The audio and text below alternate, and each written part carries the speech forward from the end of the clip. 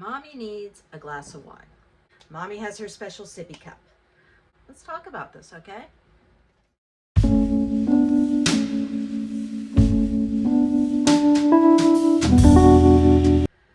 So, about a decade ago, and if you've watched my other videos, you've seen me talk about this. I was in a recovery center to dry out from a chemical dependence on prescription medications. And while I was there, I met an absolutely lovely woman.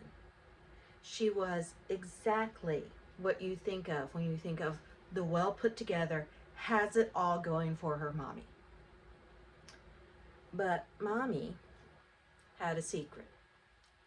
When she was waiting in the carpool lane to pick up her 3 kids from elementary school, she was taking over-the-counter cold medicine that had a sedative effect so that she would remain calm. And she was taking this medication that knocks most people out pretty quickly at a very, very high rate, and was literally in rehab with me to dry out from that. But her story has stuck with me for a decade. And now I look at people who say, oh, mommy needs a glass of wine. Mommy needs her special sippy cup. And I'm seeing the exact same coping mechanism. And particularly now, after a year of schools being disrupted, a year of being confined to our homes, a year of life not being anywhere close to what we thought of as normal, it's needed more than ever, right? I mean, how many of you, just out of curiosity, how many of you have a glass of wine with dinner? How many of you feel completely and utterly wound up until you can get that little something to help you relax?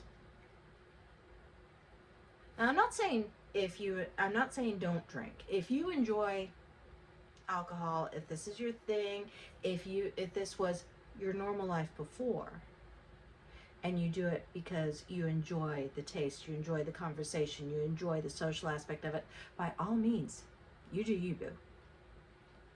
But if you are doing this because, oh my God, I cannot handle these kids yelling one more minute, and if I don't get some sort of me time, I am going to scream, then it might be time to look at how your coping mechanisms are working. It might be time to look at what it is that you're doing to cope with all of the incredible stresses that we've all been under for the last year. So the reason I'm bringing all this up, because this is an incredibly difficult topic,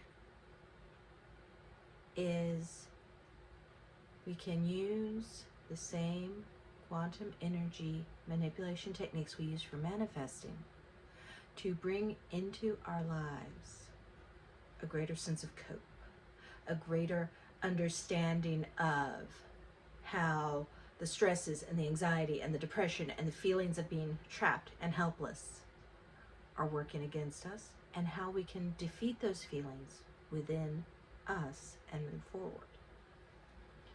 Like I said, this is an incredibly difficult topic. The solutions to it are not easy, but they do exist. And this video is a little different from the ones I normally do, because I am reaching out to you right now.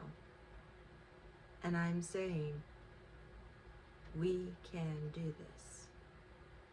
And what am I basing that on? Well, let's look at my own history.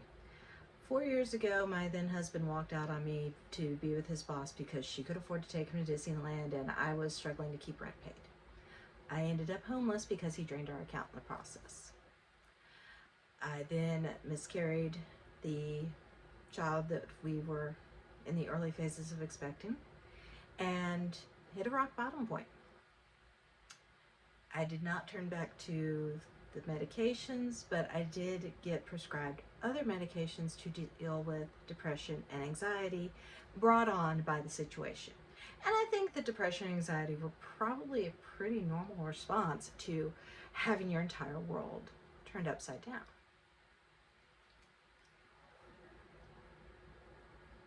The thing is, I didn't want to become dependent on another medication. In fact, I was terrified of becoming dependent on another medication because I knew how badly it had messed me up before. So I used those prescription medications to get through the crisis moment. But that was not something that really resolved the long-term issues brought up by the stresses that I was undergoing. And the fact that I was confined to living in an RV and ended up moving 3,000 miles during this process probably didn't help. What it did do was give me time alone where I had to face my inner demons and I had to do the shadow work that so many people try to avoid. And let's face it, mommy's wine, over-the-counter cold medicines, whatever thing you use to help you cope, it all comes down to avoiding doing the shadow work, avoiding facing your inner demons, avoiding digging out the painful, painful bits of you so that you can heal from it. Well, moving 3,000 miles in an RV with just my 2 dogs gave me a lot of time to do that. And it wasn't pretty. It wasn't pleasant. I won't pretend that it was. But it worked.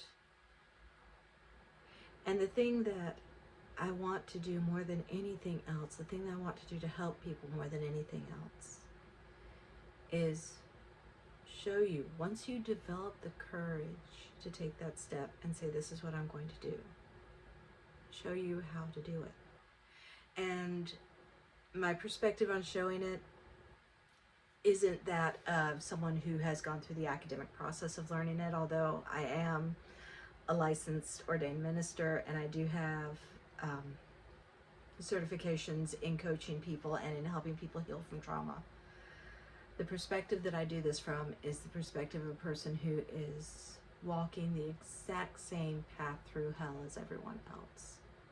And maybe I'm just a few steps ahead of you so I can turn around and say, hey, watch out for this rock so you don't stumble on it.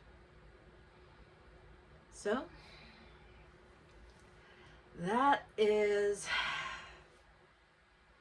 there's my Friday post. And it's, like I said, this is a little bit unusual for me. I don't generally go quite this in person, quite this vulnerable, but I know there are people out there who are desperately trying to find ways to cope. And I know that there are ways to cope that most people don't think of. So next week, as you go through my videos with me, you're going to be seeing a lot of very vulnerable moments and a lot of talking about individual coping techniques to get past those points of crisis and start building yourself back up so you are no longer tied down to those trauma moments. I'm Marna, and thank you for joining me.